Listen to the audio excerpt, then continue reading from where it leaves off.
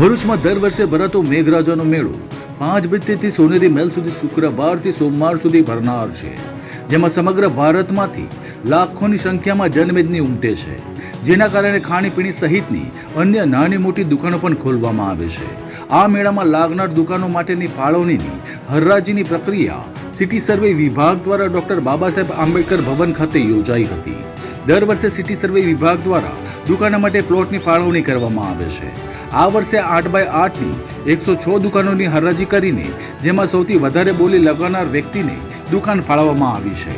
City survey superintendent Kuldeepsinh વાઢેરની અધ્યક્ષતામાં હરરાજીનું આયોજન કરવામાં આવ્યું હતું, જેમાં મોટી સંખ્યામાં દુકાનદારો ઉપસ્થિત રહીને ઊંચી બોલી લગાવી પસંદગીની દુકાન મેળવી હતી.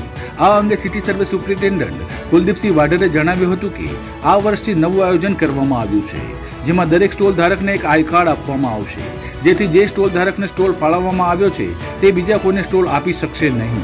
Kuldeepsinh Vadher, city survey superintendent, Bharuch. Janmashtami મેળા અન્વયે 15/8/25થી 18/8/25 સુધી સોનેરી મહેલથી માંડી અને 5 બત્તી સુધી જે જન્માષ્ટમીનો મેળો આયોજિત થાય છે, તેની સિટી સર્વે કચેરી દ્વારા આજ રોજ હરાજીનું આયોજન આંબેડકર હોલ ખાતે કરવામાં આવેલું છે.